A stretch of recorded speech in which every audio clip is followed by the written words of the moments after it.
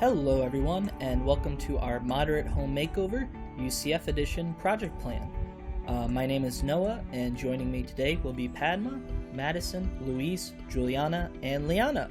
We're very excited to show you what we've been working on, and without further ado, let's get started. Looking at the project overview, we first are going to start with the scope statement. This is of course to renovate a 1,500 square foot home in Lake Mary, Florida, to take advantage of Central Florida tourism, which, as we all know, has been way up in the recent years. Our project goals is to make modern upgrades to this home, and through the use of these upgrades to turn a profit through Airbnb listing.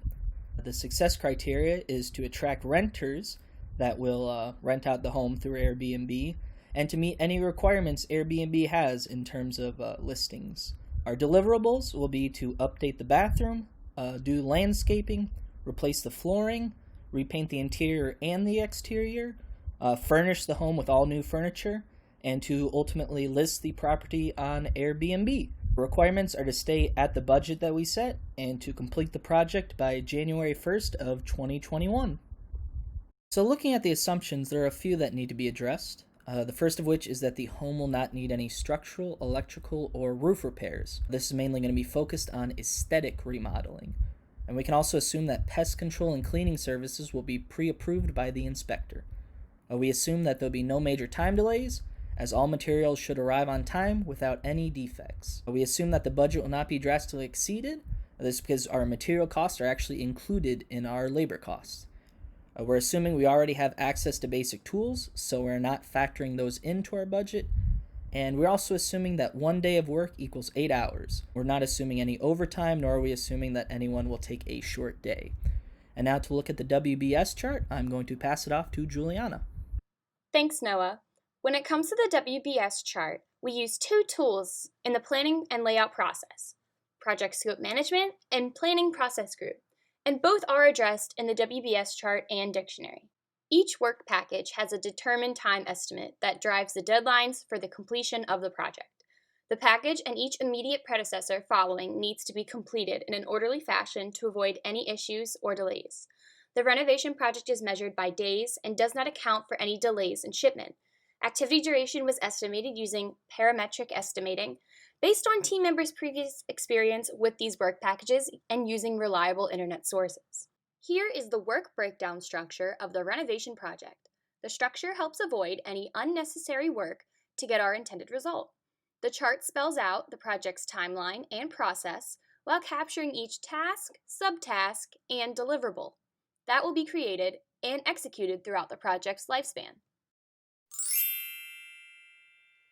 Taking a look at our project network diagram, we're able to see the sequence and interdependencies of the work packages. Each activity has an early start, an early finish, a late start, and a late finish. And based on these calculations, the project should take 15 days to complete. The critical path is shown by the red arrows, and it starts by picking out the paint, painting the interior, replacing the flooring, arranging the furniture, reassessing the property, taking photos, and finally listing the property. These work packages are in the critical path due to their importance in making sure that the project is completed on time. The work packages are sequenced in a very specific order to ensure that the work can be done correctly and not affect the other work that needs to be done. An example of this is that we need to paint the interior before we can install the new flooring, just so that we don't have to worry about ruining that new flooring.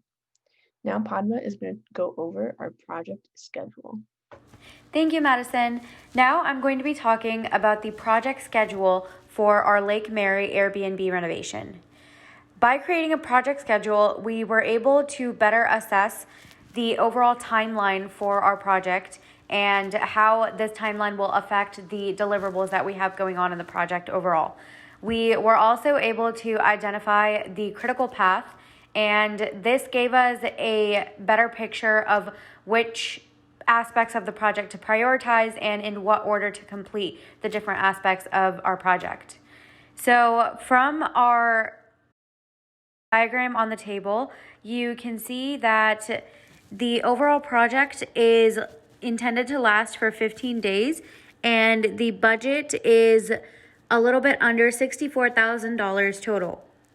We have also identified the critical path for the project, and you can see all of the main tasks that we have to complete during the project. Now I'm going to be passing it off to Liana to talk about the project budget. The bottom-up method was used to estimate project cost by breaking down the resources into smaller units to better calculate expenses. Furniture materials were purchased at a Home Depot store. Additionally, by using the Home Tech service, we had the opportunity to repaint the house inside and outside at a fairly favorable price. The cost of conducting this project has been linked with our estimated schedule. By determining what requires more time and cost, we can properly allocate resources to maintain the data and costs. The project starts off strong with multiple tasks to ensure the project is completed in the desired time frame. According to the budget line chart, in the first week we spent over $35,000 with a total available budget of $63,716.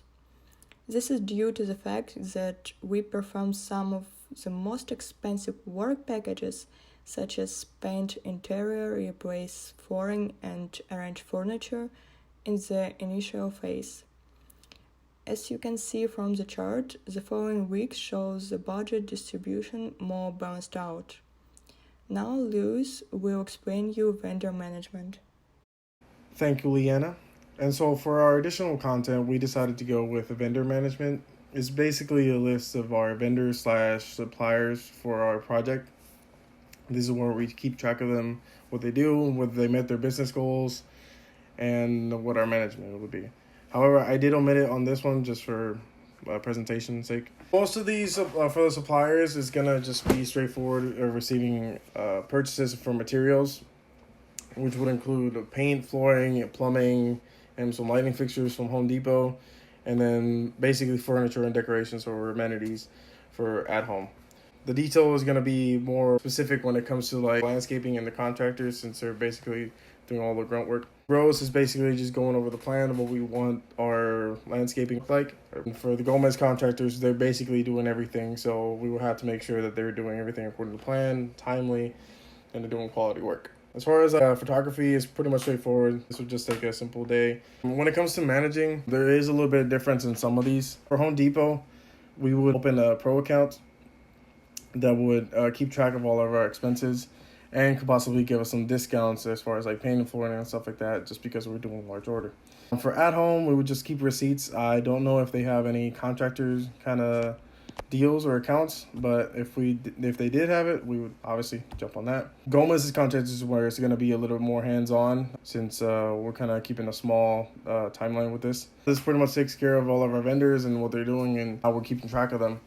So with that, we will conclude our presentation. If there's any questions or concerns, I will address those now.